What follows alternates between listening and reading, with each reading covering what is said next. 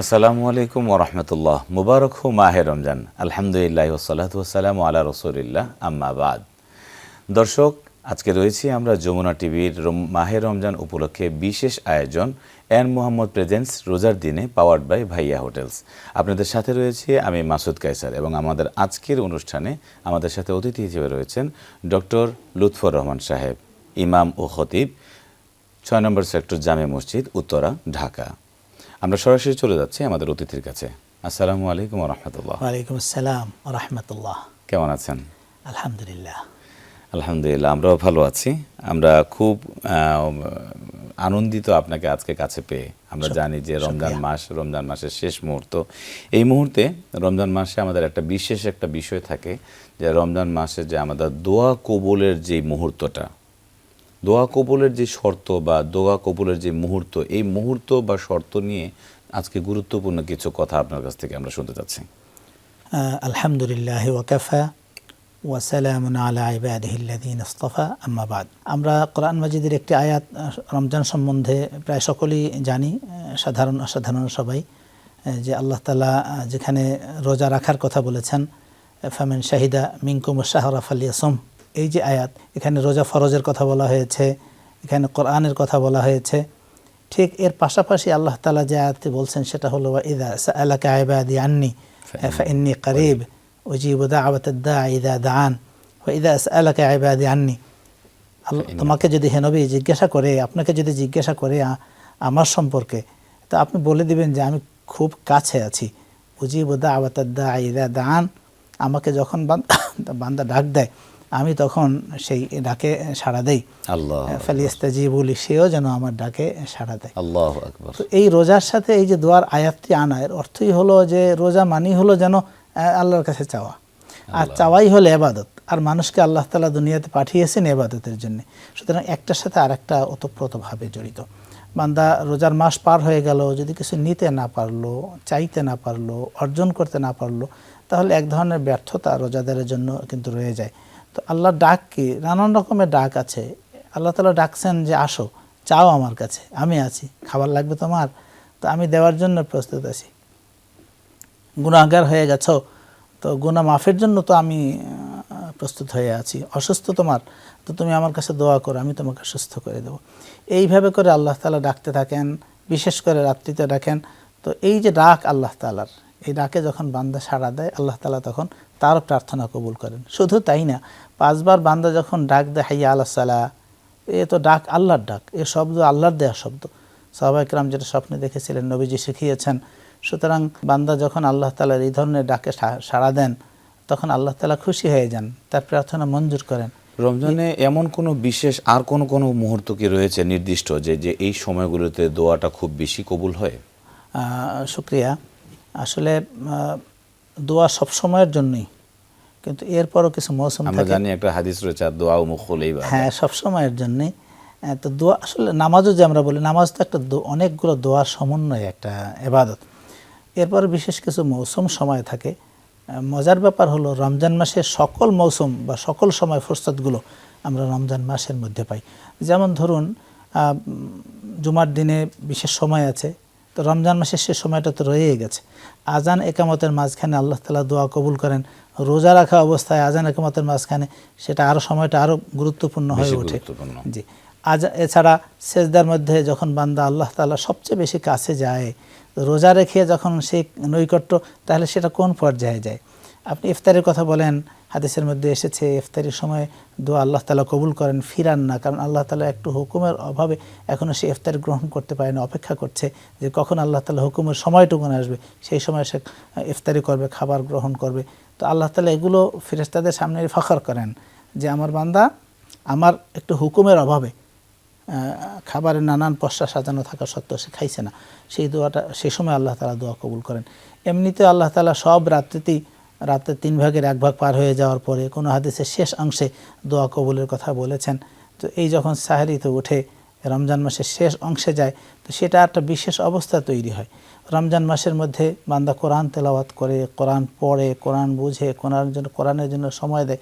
হাদিসের মধ্যে এসেছে যে ব্যক্তি আল্লাহর কাছে কিছু চাইতে পারছে না, কারণ কোরআন তাকে ব্যস্ত রাখছে, কোরআন পড়ছে, কোরআন বুঝছে, কোরআন নিয়ে চিন্তা করছে, কোরআনের দাওয়াত মানুষের কাছে পৌঁছিয়ে দেওয়ার চেষ্টা করছে, অর্থাৎ এক কথা আল্লাহকে চাইবে কখন, কোরআনই ব্যস্ত। তা হাদিসে নবীজি বলেন চাইলে যা সে পাইতো, কোরআন যেহেতু তাকে ব্যস্ত রেখেছে, না চাইতে আল্লাহ তাআলা তাকে সব দিয়ে দিবেন। এই যে চাওয়ার বা প্রার্থনার যে ফজিলতগুলো রমজান মাসের মধ্যে আর ব্যাপকতর হয়ে ওঠে। বিশেষ করে আপনারা জানেন যে এই মাসের মধ্যে যে রাত রয়ে গিয়েছে, আল্লাহ তাআলা বান্দার কোনো প্রার্থনাই বিশেষ করে রাত্রিতে তিনি ফেলে দেন না, বান্দার প্রার্থনা তিনি কবুল করেন। তো এই সময়ে আয়েশা রাদিয়াল্লাহু তাআলা আনহা একটা প্রশ্ন ছিল, ইয়া রাসূলুল্লাহ, চাওয়ার তো সীমা নেই, আসলে কত কিছুই চাওয়া দরকার, সবই দরকার, চাইবো কম করে কেন চাইবো, বেশি চাইবো অনেক। কিন্তু আপনি আমাকে বলে দেন যে আমার সবচেয়ে কোন দোয়াটা যেটা আল্লাহর কাছে আমার চাওয়া উচিত, যাতে বড়টা আমার কোনো অবস্থাতে বাদ না যায়। একই সাথে আমি এমন একটা দোয়া চাই যে দোয়ার মধ্যে সবই রয়ে গিয়েছে। আল্লাহ তাআলা হাবিব মুহাম্মদ রাসূলুল্লাহ সাল্লাল্লাহু আলাইহি ওয়াসাল্লাম শেখাচ্ছেন, তখন তুমি বলবে, আল্লাহ এই রাতটা যদি তুমি জানতে পারো যে এখন সেই রাত যাচ্ছে, আজকে সেই রাত, তখন তুমি আল্লাহ তাআলার কাছে বলবে, আল্লাহুম্মা ইন্নাকা আফুন তুহিব্বুল আফওয়া ফা'ফু আন্নি, আল্লাহ আপনি ক্ষমাকারী, ক্ষমা করেন, আপনি ক্ষমা করতে পছন্দ করেন, সুতরাং আপনি আমাকেও মাফ করে দিয়ে দিন। সুতরাং এটা হলো একটা বড় প্রার্থনা বান্দার জন্যে, যে আল্লাহ তাআলা তার জীবনের গুনাহ মাফ করে নিয়েছে। এবং আমরা শেষে দেখতে পাই যে রমজান শেষ হয়ে গেল, গুনাহ মাফ হয়নি, তো তার জন্য অভিসম্পদ জিবরিল আলাইহিস সালাতু ওয়াস সালাম দোয়া করছেন। তিনি হলেন সাইয়্যিদুল মালায়েকা, সকল ফেরেশতাদের তিনি প্রধান, দোয়া করেন। এবং মাখলুকের মধ্যে সবচেয়ে যিনি প্রধান, আমাদের নবী মুহাম্মদ রাসূলুল্লাহ সাল্লাল্লাহু আলাইহি ওয়াসাল্লাম, তিনি সেই দোয়ায় বলেন আমিন। সুতরাং এই দোয়া কোনো অবস্থাতেই ফেলা যাবে না। তো সেখানে আল্লাহ তিনি আমিন বলছেন মানে কবুল হয়ে গেছে। সেটা কি ছিল? একটা ছিল যে এখন অনেকের মাঝে একটা বিভ্রান্তি থাকে যে রমজান মাস চলে যাচ্ছে, এত দোয়া করছি, কিন্তু কোনো দোয়া তো আসলে কবুল হচ্ছে না। আমি তো অমুক জিনিসটা চাইলাম, অমুক জিনিসটা আবদার করলাম আল্লাহর কাছে, কিন্তু আল্লাহ তো এটা কবুল করছে না। এই জন্য আমি আসলে দোয়া করা থেকে বিরত হয়ে গেলাম বা দূরে সরে গেলাম। এটা মানে দোয়ার কি এমন কোনো বিশেষ শর্ত রয়েছে বা এমন কোনো বিশেষ আল্লাহ তাআলা কোনো আলামত দিয়েছে যে এই দোয়াটা কবুল হচ্ছে কিনা, এই বিষয়ে যদি বুঝিয়ে বলতেন। আপনি যে কথাটি বলেছেন সেটি খুবই জরুরি কথা। দোয়ার ক্ষেত্রে কয়েকটি কথা যিনি দোয়া করবেন তিনি মনে রাখবেন, যেগুলো হাদিস দিয়ে নানানভাবে এসেছে, আমি সংক্ষিপ্তভাবে সেটা বলার চেষ্টা করছি। সেটা হলো, বান্দা যখন দোয়া করে, কখনো কখনো কোনো দোয়া আছে এমন যে আল্লাহ তাআলা নগদে আল্লাহ তাআলা কবুল করেন, বান্দা অনুভব করে যে আমার এই দোয়াটা কবুল হয়ে গেছে। কখনো কখনো দেখা যায় দুনিয়াতেই আল্লাহ তাআলা তাকে দেন, একটু বিলম্ব করে, সময় নিয়ে আল্লাহ তাআলা তাকে দান করেন। তৃতীয় আরেকটা ব্যাপার হলো, আরও একটু বিলম্ব করেন, সেটা পরকালের জন্য সবচেয়ে বেশি প্রয়োজন যখন, সেই সময়ের জন্য আল্লাহ তাআলা জমা রাখেন।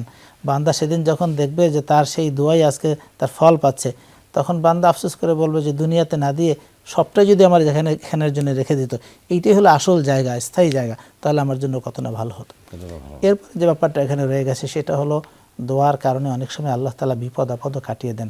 বান্দা বুঝতে পারে না যে কোন কারণে আমার এই বিপদটি কেটে গেছে, নিজের হোক, সন্তানের হোক, পরিবারের হোক। এই বিষয়টা আমরা আরো বিস্তারিত শুনবো, তবে ছোট্ট একটা বিরতি নিয়ে নিচ্ছি। দর্শক, আপনাদের সাথে রয়েছে আমি মাসুদ কায়সার। আমরা উপভোগ করছিলাম এন মোহাম্মদ প্রেজেন্স রোজার দিনে এবং পাওয়ার বাই ভাইয়া হোটেলস। আপনাদের সাথে আমি ছিলাম মাসুদ কায়সার। ছোট্ট একটা বিরতি নিয়ে নিচ্ছি, বিরতির পর আবারও ফিরে আসছি, সাথেই থাকুন ইনশাআল্লাহ। আসসালামু আলাইকুম ওয়া রাহমাতুল্লাহ। মুবারক হো মাহে রমজান। দর্শক, বিরতির পর আবারও ফিরে এলাম এন মোহাম্মদ প্রেজেন্টস রোজার দিনে এবং পাওয়ার বাই ভাইয়া হোটেলস। আমরা বিরতির আগে শুনছিলাম রমজানে দোয়া কবুলের বিশেষ মুহূর্ত এবং সেই মুহূর্তের বিশেষ শর্ত সম্পর্কে। আমরা আবারও চলে যাচ্ছি আমাদের অতিথির কাছে।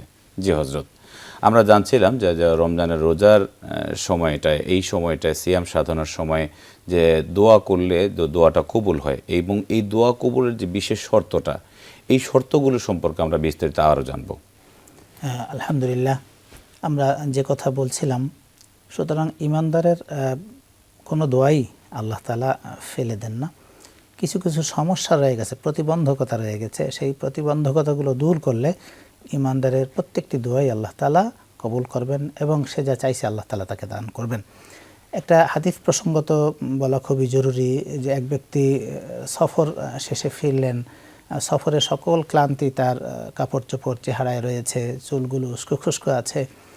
তো এক তো সফর অবস্থায় তার দোয়া কবুল হয়, এই অবস্থাটা তার মধ্যে সম্পূর্ণরূপে বিরাজিত ছিল। দ্বিতীয়ত তিনি মুসাফির অবস্থায় ছিলেন, মুসাফির অবস্থায়ও দোয়া আল্লাহ তাআলা কবুল করেন, সেই শর্ত পূরণ ছিল। তৃতীয়ত তিনি আল্লাহ তাআলার কাছে দোয়া করছেন, নিঃসন্দেহে এর চেয়ে আর দোয়া কোথায় করবে, দোয়া করার জায়গাই হলো এটি। এরপরে তিনি দুহাত উঁচু করেছেন, দোয়ার একটি বড় আদবের মধ্যে দুহাত উঁচু করা। আমরা আরাফার ময়দানে দেখেছি যে নবী সাল্লাল্লাহু আলাইহি ওয়াসাল্লাম দুহাত উঁচু করে আল্লাহ তাআলার কাছে দোয়া করেছেন। সেই বৈশিষ্ট্যটি এই মুসাফির তার মধ্যে রয়ে গিয়েছে, ইয়া আল্লাহ ইয়া রব ইত্যাদি বলে দোয়া করছে। নবী সাল্লাল্লাহু আলাইহি ওয়াসাল্লাম যখন প্রসঙ্গত হাদিসটি বলছিলেন তখন বললেন যে সব কিছু ঠিক আছে, ফাইন্না ইস্তাজাবু লাহ, তার দোয়া কিভাবে কবুল হবে, তার কাপড় চোপড় এটা হারাম, তার খাদ্য খাবার হারাম, এবং শরীর যে গড়ে উঠেছে সেটাও তো হারামের মধ্য দিয়ে। সুতরাং দোয়া কবুল হওয়ার জন্য অন্যতম একটি শর্ত হলো রিজিক হালাল হবে। যদি হালাল রিজিক না হয়, পরিচ্ছদ যদি হালাল না হয়, হালাল পয়সা দিয়ে কেনা না হয়, তাহলে সেই দোয়া আল্লাহ তাআলা কবুল করেন না। আমরা অনেক সময় খুবই কষ্টে থাকি মানুষের কথা শুনে যে হুজুর দোয়া করেই যাচ্ছি, আমার দোয়া কোনো অবস্থায় কবুলই হচ্ছে না মনে হয়। এক্ষেত্রে দুটো জিনিস মনে রাখা জরুরি, দোয়া করলেই সাথে সাথে কবুল হয়ে যাবে, তাড়াহুড়া করা এটিও দোয়ার আদবের মধ্যে নয়। বান্দার কাজ হলো সে দোয়া করেই যাবে, একের পর এক করতে থাকবে আল্লাহ তাআলার কাছে, নিরবচ্ছিন্নভাবে করতে থাকবে। সে কখনো চাইবে না বা কি বলি বলবে না, আপত্তি করবে না যে আমার দোয়া এখনই কবুল হয়ে যাক, এটা দোয়ার আদবের মধ্যে নয়। দ্বিতীয় যে বিষয়টি সেটি হলো হালাল। এই বিষয়টিতে আমরা খুবই বেশি গাফিল রয়ে গেছি ইমানদার বান্দারা। হালাল হারামের বাছ বিচার আমরা করি না। এটি শুধু দোয়ার ক্ষেত্রে নয়, সকল ক্ষেত্রেই খুবই বেশি প্রয়োজন। হালাল হারামার আমরা বাছ বিচার করতে চাই না, পাইলেই আমরা গ্রহণ করে নিই, এটা উচিত নয়। কিয়ামতের দিন আল্লাহ তাআলা 5টি প্রশ্ন করবেন, মৌলিক প্রশ্ন। এর মধ্যে 2টি প্রশ্নই হবে তার পয়সা কড়ি কেন্দ্রিক, যে কোত্থেকে সে কামাই করেছে এবং কোথায় কিভাবে খরচা করেছে। সুতরাং ইমানদার মানেই হলো এই জায়গাগুলোতে সতর্ক থাকবে। তার মানে দোয়া আমি যত নির্দিষ্ট সময়ে করি না কেন, আমার যদি হালাল রুজি না থাকে, আমার ভেতরের পরিচ্ছদ যদি হালাল না থাকে, তাহলে অবশ্যই সেটা কখনোই কবুল হওয়ার মধ্যে পড়ে না, হওয়ার মতো নয়। এবং আসলে মানুষ চিন্তাও করে না এটা সমস্যাটা কোথায় রয়ে গেছে, ভাবে না সমস্যা কোথায় রয়ে গিয়েছে, সেই জায়গাটাও সে চিন্তা করতে চায় না। বান্দার চিন্তা করা উচিত, কারণ প্রত্যেকেই কিন্তু নিজের হিসেব সবার আগে নিজেই নিতে পারবে। এজন্য আমরা জানি হাসিবু ক্বাবলা আন তুহাসাবু, যে তোমার হিসেব আল্লাহ তাআলা কিয়ামতের দিন নেবেন, তার আগে তুমি তোমার নিজের হিসেবটাই তুমি আগে নাও। সহিহ বুখারীর মধ্যে একটি হাদিস আপনারা জানেন সবাই, এটা এসেছে যে নবী সাল্লাল্লাহু আলাইহি ওয়াসাল্লাম বলেন, আল কাইয়িস মান দানা নাফসা ওয়া আমিলা লিমা বা'দাল মাউত, নিজেকে কন্ট্রোল করা, নিজেকে সামলানো, নিজেকে বেঁধে রাখা, নিজেকে সীমার মধ্যে রাখা, যিনি রাখেন তিনি একজন বুদ্ধিমান চতুর মানুষ। এর পাশাপাশি ও আমিল আলিমা বা'দাল মাউতে, এবং মৃত্যুর পরেও সে পরের জীবনের জন্য সে আমল করবে। আর যার বুদ্ধি নেই, নির্বোধ বোকাশোকা মানুষ, হাদিসের ভাষায় এ হলো এরকম ব্যক্তি, আজমান আতবা নাফসা হাওয়া, সে ভাবে মানে মনে যা চায় সে তাই করবে, এবং সে বলবে অতমান্না আল্লাহ আমানি, আল্লাহর উপর কত আশা করে থাকবে যে আল্লাহ আমাকে কত দিবে। তো এই যে বুদ্ধিমান এবং নির্বোধ বান্দার যে পার্থক্য, এর মধ্যে প্রথমটি অবশ্যই সেটি আমাদের গ্রহণযোগ্য। যেন মানুষের, আমাদের ইমানদারদের প্রত্যেকেরই উচিত কামাই রোজগারের ক্ষেত্রেও এটা খুব গুরুত্ব দেওয়া, যে আমি কোত্থেকে এটা কামাই করছি। একটা জিনিস বলি, সেটা হলো কিছু কিছু অপরাধ আছে, সেই অপরাধ আমার নিজেদের মধ্যে নিজের জন্য থেকে যাবে। যেমন একটা মানুষ সিনেমা দেখেছে, এটা একটি অপরাধ, এই অপরাধের সীমাবদ্ধতা তার নিজের মধ্যে। কিন্তু একজন মানুষ 60 বছর 70-80 বছর বেঁচে থাকে, দুনিয়াতে কত অপরাধ করে পয়সা করে কামাই করেছে নানান জায়গা থেকে, সরকারিভাবে হোক, বেসরকারিভাবে হোক, ব্যক্তির কাছ থেকে হোক, সংগঠনের কাছ, নাগরিকদের কাছ থেকে হোক, কিন্তু এটা কি কতক্ষণ সে ভোগ করতে পারবে? হাজার হাজার কোটি টাকা মানুষ কামাই করে দেশে রাখে, দেশের বাইরে নিয়ে যায়। তো এখন দেখেন এটা সে কতটুকুন ভোগ করতে পেরেছে? একজন মানুষ কতটুকুন ভোগ করে? থাকার জন্য 3.5 জায়গা তার দরকার ছিল, খাবারের জন্য সে কত খাবার সে খেতে পারবে, কতটুকুন খেতে পারবে? তাহলে আমি অন্যের জন্য, যে সন্তানের জন্য করেছি, স্ত্রীর জন্য করেছি, পরবর্তী জেনারেশনের জন্য করে গেছি, আমি সকলের বোঝা নাউযুবিল্লাহি মিন যালিক বইবার ক্ষমতা মনে হয় আমার সব আছে, সব অপরাধ আমারটা তো আছেই, অন্যেরও সকল অপরাধ আমি বোঝা আমার কাঁধে আমি বহন করে নিচ্ছি। সন্তানরা এর দায়ভার নেবে না, কারণ এটা তো তারা কামাই করে নাই, তারা এটা আগ্রহ দেখায়নি, উৎসাহ দেয়নি, পথ বাতিল দেয়নি, বাধ্য করেনি। সুতরাং সন্তানরা হয়তো বেঁচে যাবে এই কামাইয়ের জন্যে, কিন্তু সব বোঝা, গুনার বোঝা কিন্তু তাকে বহন করতে হবে। সুতরাং এই অবস্থায় দোয়ার যে প্রসঙ্গটা ছিল, দোয়ার প্রসঙ্গ, আর মানুষের একটা মনের প্রশান্তি আছে দোয়া সকল ক্ষেত্রে, আসলে বিশেষ করে দোয়ার ক্ষেত্রেও, বিশেষ করে জীবন সায়ান্নে এসে একজন মানুষের নিজের হিসেবে যখন নিজের কাছে অনেকটা মিলে যায়, তখন কিন্তু আল্লাহ তাআলার সাথে তার একটা নিবিড় সম্পর্ক হয়ে যায়। যে আল্লাহ আমি তো এইভাবে আপনার পথেই আমি আমার জীবনকে চালিয়েছি, আজ আপনার সাথে সাক্ষাতে যাচ্ছি, আমি প্রায় সেই অবস্থায় আর পৌঁছে গেছি। এমনিতে দোয়া করার তো যে বিশেষ কোনো আদব কি রয়েছে দোয়া করার জন্য, যে যে এই আদবে দোয়া করতে হবে? এটা সুন্দর কথা বলেছেন। আমরা জানি এবং না জানলে আমরা জেনে নেব, অনেকগুলো সুন্দর সুন্দর আদব আছে। এর মধ্যে যেমন একটা দুরূদের কথা বলি, নবীজির উপরে সালাত সালাম পেশ করা, এটি হল দোয়ার অন্যতম একটি বিষয়। আদবের কথা বলছিলেন। একটা হাদিসের মধ্যে এসেছে, বান্দার দোয়া আল্লাহ তাআলার কাছে পৌঁছায় না, মাথার উপরেই যায় না, মোটে আল্লাহর কাছেই যেতে চায় না যতক্ষণ না সে দুরূদ পড়ে। যখন সে ব্যক্তি দুরূদ পড়ে, নবীজির উপরে সালাত সালাম পেশ করে, তখন আল্লাহ তাআলা সেই দোয়াকে কবুল করে নেন। দোয়ার অক্তের দিকে খেয়াল রাখা, দোয়ার সময় হাত তোলা, আল্লাহর কাছেই দোয়া করা, একমাত্র আল্লাহর কাছেই বলা। দোয়ার কি বলেছিলাম, শুরুতে বলেছিলাম যে তাড়াহুড়া না করা, সুন্দর সুন্দর দোয়া করা, শুধু জাগতিক দোয়াই না করা, অন্যায় দোয়া না করা, যেমন আল্লাহ ওই অমুক জিনিসটা, সেটা হালাল নয়, হালাল জিনিসের দোয়া করা। এরকম দোয়ার অনেকগুলো সুন্দর সুন্দর আদব আছে, যে আদবগুলো রক্ষা করে যদি বান্দা আল্লাহর কাছে দোয়া করতে পারে, তাহলে আল্লাহ তাআলা তাকে ফিরাবেন না, আল্লাহ তাআলা দুনিয়ার বরকত দেবেন এবং পরকালীন বরকত দেবেন। আমরা বিভিন্ন জায়গায়, এবং দেখুন কোরআন মাজিদের মধ্যে ভরি ভরি আয়াত, হাদিসের মধ্যে শুধু দোয়ার কথা এসেছে। দোয়ার আদবের কথা বলেছিলেন। দোয়ার অন্যতম একটি আদব হলো সবার নিজ থেকে শুরু করা। আমরা একটা আদব সম্পর্কে জানি যে দোয়া করার ক্ষেত্রে এমনভাবে দোয়া করা যেন আমি আল্লাহর সামনেই বসে আছি, আল্লাহ আমার সামনে দণ্ডায়মান, আমি আল্লাহর কাছে বিনতি হয়ে দোয়া চাচ্ছি। এই যেটা বলছেন, এটা হাদিসে জিবরিল থেকে মূলত এসছে। অনেকগুলো প্রশ্ন তিনি করেছিলেন, এর মধ্যে একটি প্রশ্ন ছিল আল ইহসান, ইহসান কে ইয়া রাসূলুল্লাহ? তখন তিনি বললেন জবাবে যে তুমি আল্লাহর কাছে চাইবে, দোয়া করবে, প্রার্থনা করবে, ইবাদত করবে আল্লাহ তাআলার এমনভাবে যেন তুমি আল্লাহ তাআলাকে দেখতে পাচ্ছ। এই স্তরে যদি পৌঁছা না যায়, তাহলে তুমি অন্তরের মধ্যে এটা স্থিরভাবে গেঁথে নেবে যে নিশ্চয়ই আল্লাহ তোমাকে দেখছেন। মাশাআল্লাহ, মাশাআল্লাহ। এই অবস্থা হলে তার দোয়া তো ওজনদার হয়ে যাবে ইনশাআল্লাহ। সে দোয়াই আমরা চাই, সেরকম দোয়াই আমরা অনেক অনেক মূল্যবান কিছু কথা শুনলাম। ইনশাআল্লাহ আমরা পরবর্তী অনুষ্ঠানে আবারও নতুন নতুন কিছু শুনবো ইনশাআল্লাহ। আজকের মতো এখানে আমাদের অনুষ্ঠান শেষ করব। দর্শক, আমরা উপভোগ করছিলাম এন মোহাম্মদ প্রেজেন্স রোজার দিনে, পাওয়ার্ড বাই ভাইয়া হোটেলস। আপনাদের সাথে আমি ছিলাম মাসুদ কায়সার। আজকে খুব গুরুত্বপূর্ণ কিছু কথা আমরা শুনছিলাম, এবং আজকের মতো এখানেই শেষ করছি। নতুন নতুন কিছু বিষয় নিয়ে আমরা পরবর্তী পর্বে আপনাদের সামনে আমরা উপস্থিত হব। আজকের মতো এখানেই বিদায় নিচ্ছি। ভালো থাকবেন, সুস্থ থাকবেন। আসসালামু আলাইকুম।